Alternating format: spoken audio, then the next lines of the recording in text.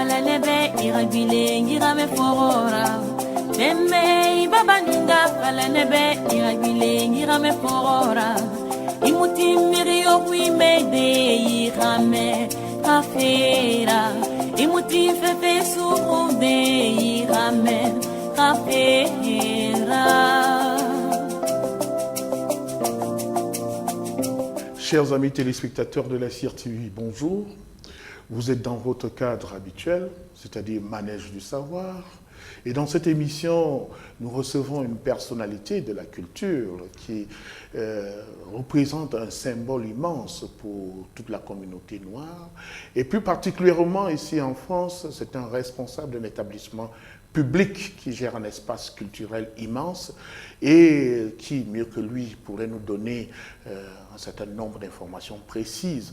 Je voudrais, pour ne rien enlever à Jacques Martial, car il s'agit de lui, que c'est une méga star du cinéma et de la comédie mondiale et dont nous sommes fiers et vous comprenez mon émotion, elle n'est pas feinte de savoir que nous avons pu le rencontrer. Jacques Martial, bonjour.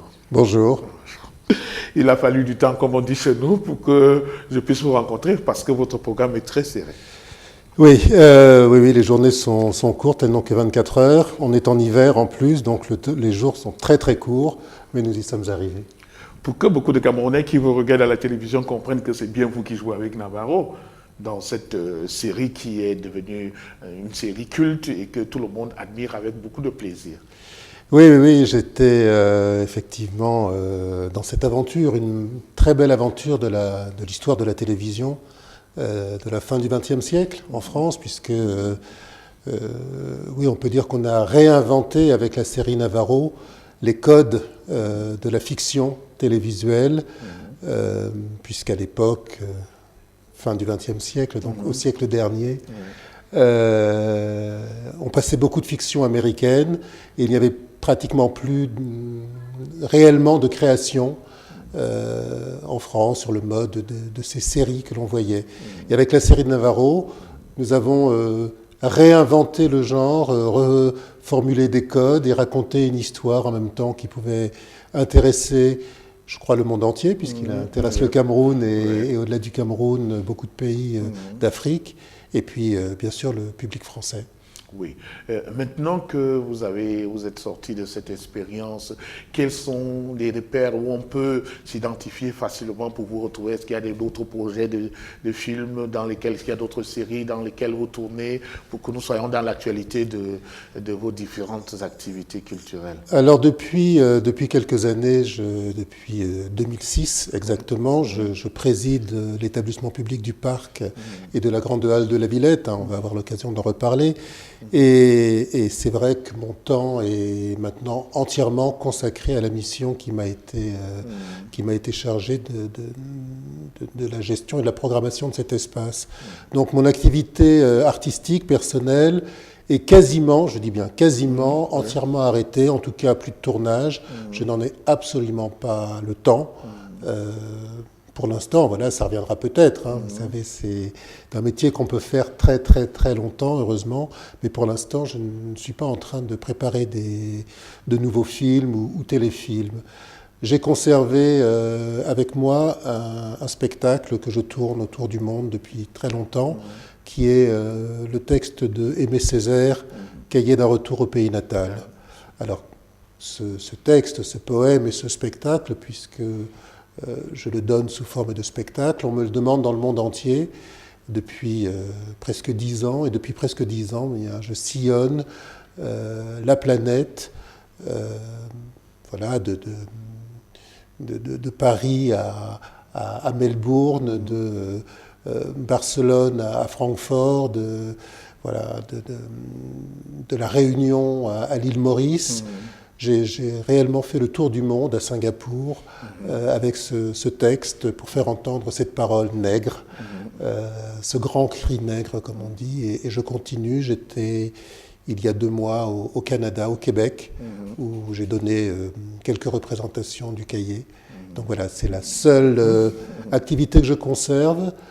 parce que c'est un texte majeur qui raconte notre histoire collective, à nous, nègres et noirs du monde, et que ça raconte également une nouvelle fraternité. Je crois que c'est un enjeu important. Et à ce titre-là, je tâche de libérer du temps pour honorer les personnes qui ont à cœur de faire découvrir à leur public ce poème. Je m'en voudrais de ne pas vous transmettre des salutations chaleureuses d'un de vos confrères, Gérard Soumba, Mani Wundo, comme il aime appeler. Gérard, bonjour Gérard. Écoute, ravi d'avoir de tes nouvelles. Enfin, ça fait longtemps que tu ne m'as pas appelé. Vraiment, tu aurais pu faire un effort. En tout cas, tous mes voeux. Oui. Quand on parle de ce parc, c'est immense. Pour quelqu'un qui a des petits yeux de Camerounais, j'arrive et tout ça. Déjà que pour me repérer à cet endroit, ça n'a pas été évident. D'être là, nommé responsable, président pour être plus précis, de ce parc qui était une administration publique, ce n'est pas évident. Il s'agit de quoi? Quelle composante? Présentez-nous brièvement un peu le parc que vous dirigez. Alors, effectivement, nous sommes ici, vous l'avez dit, dans le parc de la Villette. L'établissement public que je préside a pour nom donc l'établissement public du parc et de la Grande Halle de la Villette, qui se trouve à Paris, à l'est-nord-est de Paris, entre la porte de Pantin et la porte de la Villette. Il s'agit tout simplement du plus grand parc culturel urbain de France et d'Europe d'ailleurs. C'est un espace un parc de 55 hectares, et sur ces 55 hectares se trouvent plusieurs établissements publics, la Cité des sciences et de l'industrie, la Philharmonie qui vient de s'ouvrir, et puis mon établissement, donc, qui est tout le reste des bâtiments que l'on trouve sur ce site de 55 hectares. La mission du parc de la Villette, elle est double. Elle est d'animer, exploiter et promouvoir cet ensemble culturel urbain et de développer des activités artistiques, éducatives et sociales ouvertes sur la ville.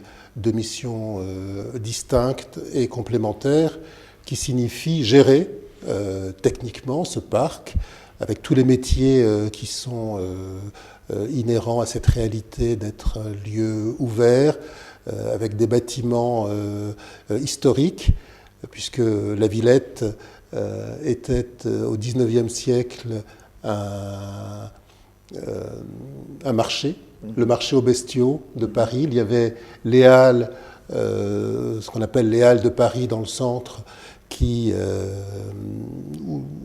l'on pouvait acheter les légumes, les laitages et la nourriture. Et à l'entrée de Paris, ici à la Villette, se trouvait le marché aux bestiaux, où on amenait les animaux qui allaient ensuite être vendus sous la Grande Halle que nous avons derrière moi, la Grande Halle qui est un des derniers vestiges de cette époque, où l'on vendait les bestiaux qui ensuite allaient être débités et vendus dans les boucheries pour nourrir les Parisiens et les Franciliens. Donc c'est une sorte de friche industrielle qui a été transformée au début des années 80, à la suite d'un concours, en espace culturel pour rééquilibrer les outils de culture. Il n'y avait pas de théâtre à l'époque dans ce coin de Paris et de l'Île-de-France. Il n'y avait pas de lieu de culture. Et donc le projet a été de lancer, d'ouvrir un immense espace préfigurant la culture et ce que l'on pouvait inventer, ce qu'on pouvait créer comme œuvre et comme forme. Voilà. Donc, oui, pour arriver au poste que vous occupez, vous avez été élu, nommé, parce que chez nous, soit le président de la République ou un ministre vous nomme à un poste, soit vous êtes élu par repère à occuper un poste aussi prestigieux. Chez vous, comment ça se passe? Alors, je dirais de la même manière qu'au Cameroun, on m'a approché pour présenter un projet pour ce lieu. Le ministre de la Culture et de la Communication de l'époque, M. Renaud Donnedieu de Vabre, m'a approché, m'a demandé de présenter un projet. Il en avait d'autres.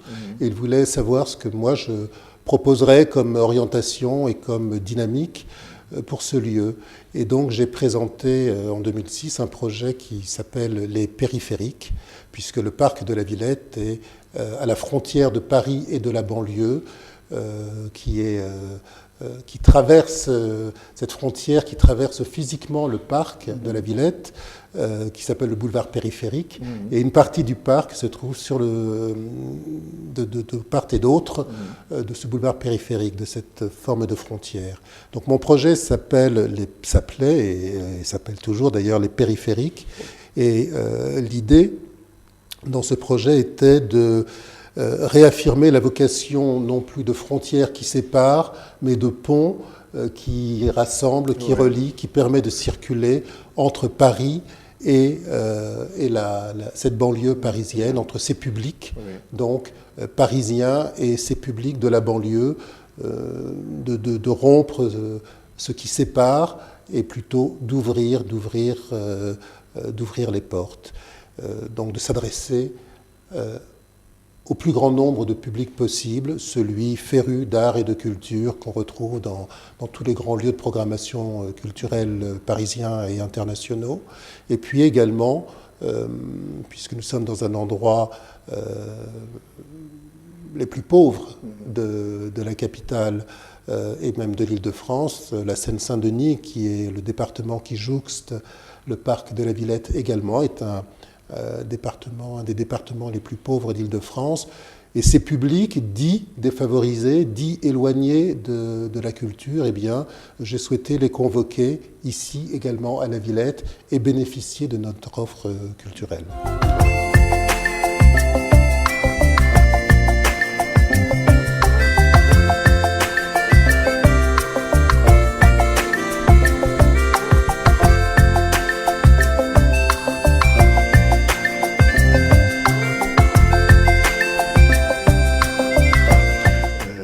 Martial, vous avez déjà été au Cameroun, vous connaissez le Cameroun un peu? Pas encore, mais j'espère le découvrir. Oui, parce que vous ratez des choses merveilleuses. Mais on va dire qu'à la faveur du festival que nous organisons en août 2016, grâce à l'association IPAC, qui est l'Association internationale pour la promotion des arts et cultures du Cameroun dans la diaspora, qui vient d'ailleurs de signer une convention depuis le 26 août 2014 avec le directeur général de la CRTV, vous aurez l'opportunité de voir le Cameroun chez vous. D'ailleurs, je pense que vous avez reçu quelques éléments d'information autour de cette manifestation. Qu'est-ce que vous pensez d'une telle initiative, Jacques Martial? J'en pense le plus grand bien. Je viens de vous raconter un peu comment je concevais le parc de la Villette et ma mission ici de programmateur, d'ouverture de frontières, de mise en contact, de mise en lien entre des populations qui ne se connaissent pas ou qui ne se connaissent plus ou qui s'ignorent ou qui sont parfois en défiance. Quand on est de la banlieue, on regarde les Parisiens comme ça. Quand on est Parisien, on regarde les gens de la banlieue un peu comme ça. Donc, tout ce qui peut rapprocher les peuples, tout ce qui peut permettre d'ouvrir le dialogue entre les cultures, entre compatriotes, entre personnes d'origines différentes, et toutes ces opportunités sont pour moi bienvenues. On en a particulièrement besoin en ce début de XXIe siècle. On voit bien qu'avec les tensions internationales, les tentations, y compris ici en France, de repli communautariste, d'exclusion des autres, nous avons besoin de réaffirmer notre appartenance à une famille humaine, à un projet collectif et que la culture, les arts et la culture permettent de véhiculer, de raconter et autour desquels nous pouvons nous rassembler. Donc oui, je suis très, très, très partisan et enthousiaste. Et je trouve formidable l'initiative que vous portez. Oui. Je voulais demander à titre d'information, est-ce que quelques pays africains sont déjà venus? Est-ce que votre espace est ouvert à de telles manifestations qui viennent des pays du Sud vers où c'est typiquement les espaces européens où on peut avoir la possibilité à travers un partenariat de travailler, de voir l'expression de ce festival de 2 semaines, et ici à la Villette, si tous les accords sont pris. Écoutez, tous les projets s'étudient, bien entendu, et un tel projet, puisque vous m'en parlez ici, il faut effectivement en étudier la faisabilité et la possibilité. Nous avons, c'est une des premières choses que j'ai faites, que j'ai programmées ici. Je suis arrivé en 2006, et en 2008, nous avons eu un focus sur l'Afrique. D'ailleurs, nous avons accueilli différents artistes de danse contemporaine, principalement, mais aussi de théâtre, venus de différents pays du continent africain. L'Afrique est vaste. Je mesure bien qu'entre l'Afrique du Sud, le Cameroun, le Kenya, voilà, ce sont des Afriques, mais donc de différents pays africains. Bien sûr, nous sommes ici dans un lieu ouvert au monde. La spécificité du parc de la Villette est d'être fondamentalement, radicalement tourné vers l'émergence des formes. C'est-à-dire tout ce qui va s'écrire peut-être demain devenir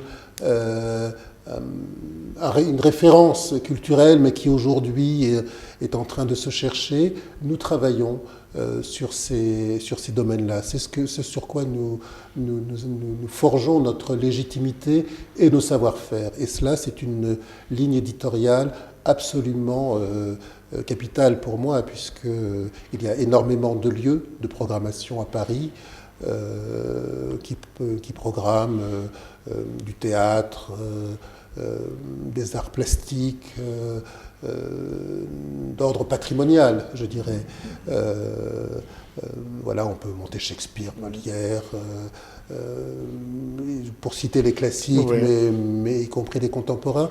Ici, nous sommes dans les nouvelles écritures. C'est réellement la direction que j'ai souhaité que nous prenions pour accompagner tous ces jeunes artistes qui sont dans la recherche, qui sont dans la recherche de nouvelles formes pour dire aujourd'hui, avec les outils d'aujourd'hui, leur vision du monde et nous transmettre ces émotions. Donc ça, c'est un enjeu absolument essentiel pour toute programmation du parc de la Villette. Ce qui fait que la danse hip-hop, par exemple, je dirais, a trouvé ici, à la Villette, un espace où elle a pu se développer alors qu'elle était totalement inconnue, voire totalement rejetée par les autres institutions. Ça, c'était dans les années 90. Aujourd'hui, à Paris, il n'y a pas un lieu de culture qui n'est pas en train de programmer de la danse hip-hop.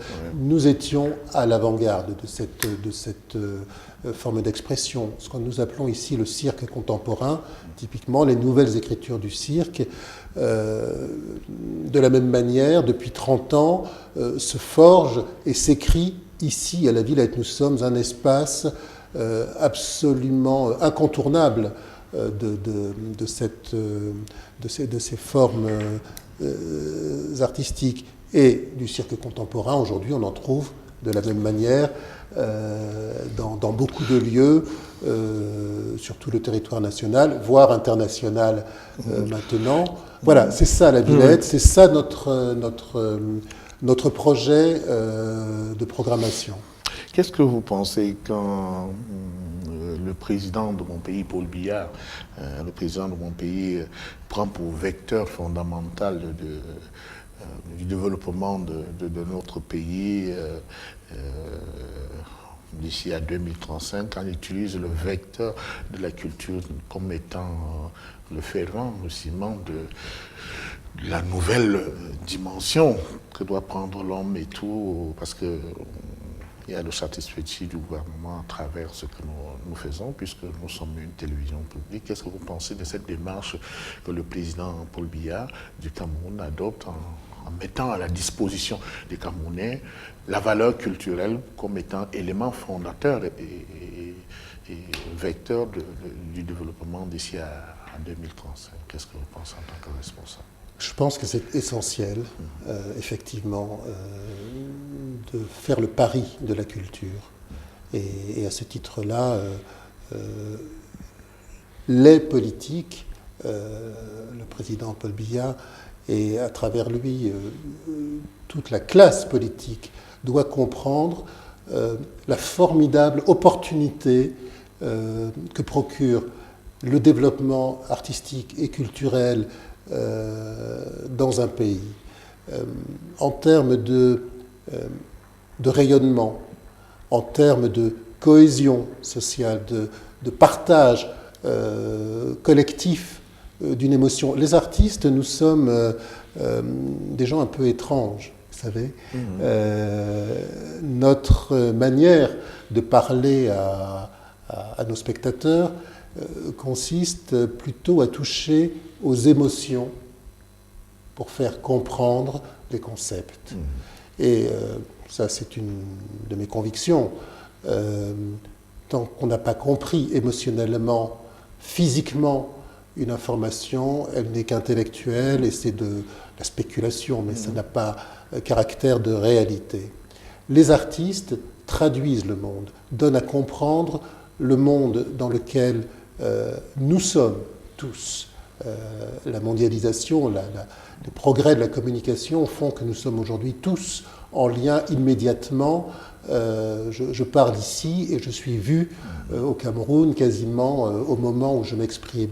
Donc, nous, les artistes, pouvons redonner du sens, pouvons retraduire le monde, l'éclairer, le critiquer. La critique est importante, elle est essentielle, mais aussi le faire mieux percevoir au public. Et le public, qu'est-ce que le public? Ce sont des citoyens, c'est vous, c'est moi, ce sont tous les Camerounais qui nous regardent, ce sont toutes ces personnes qui sont créatrices d'une société, mais aussi d'une culture, de culture au pluriel. Ouais.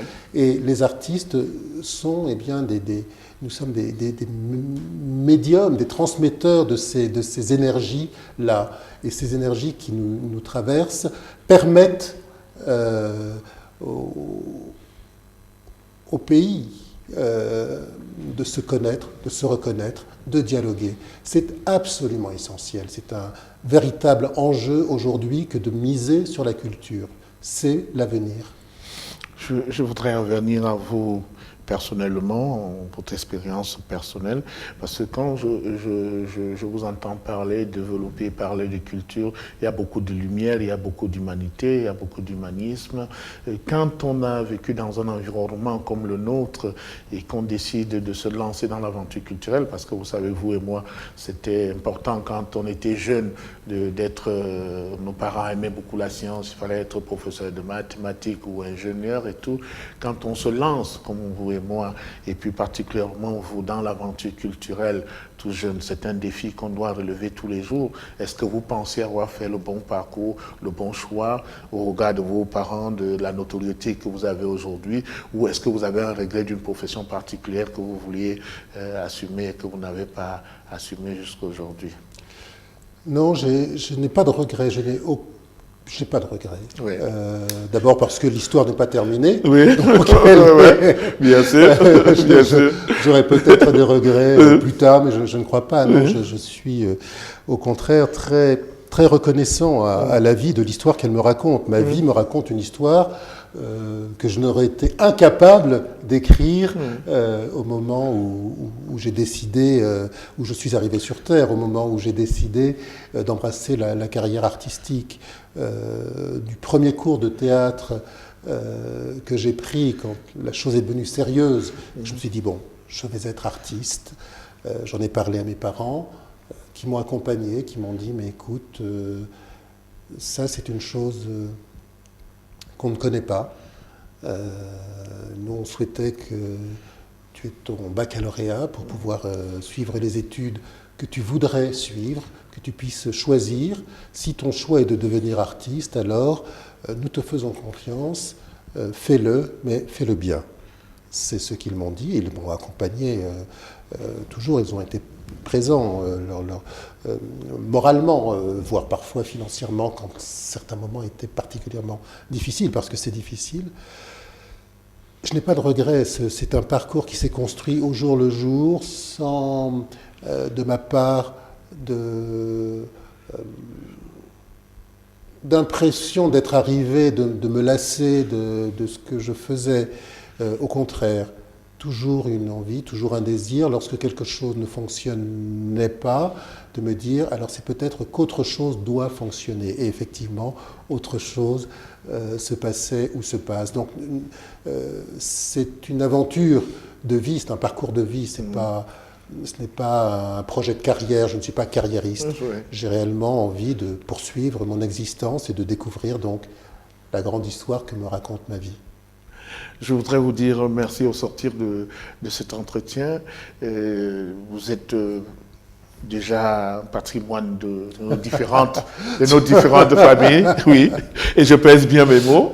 Je voulais vous faire partager l'émotion de tous les Camerounais, de tous ceux qui vivent cette aventure avec vous, d'être venu ici, de vous avoir retrouvé.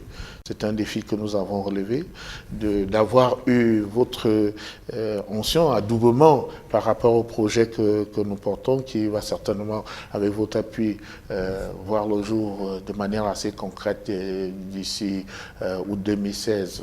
On sera ensemble pour porter le Cameroun chez vous ici.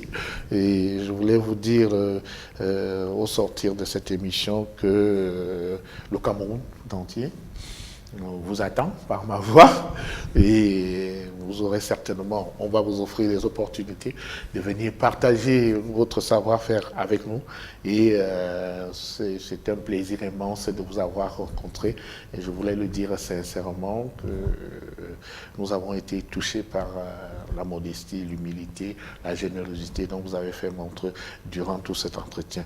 Je vous réserve un bon de lait du Cameroun. Alors, je vous remercie. Je veux dire que j'irai avec bonheur, avec plaisir, lorsque vous m'inviterez au Cameroun, peut-être pour dire Aimé Césaire d'ailleurs. Ce serait un grand honneur pour moi, je serais très heureux de le faire. Mais je suis également très heureux que le Cameroun soit venu déjà une première fois ici, chez moi. Je crois que c'est l'idée de votre projet. Donc, le Cameroun chez vous, je viens d'expérimenter. C'est une expérience qui mérite d'être continuée. Donc, nous verrons ce que l'avenir nous raconte. Mais merci pour cet entretien. Merci, Président.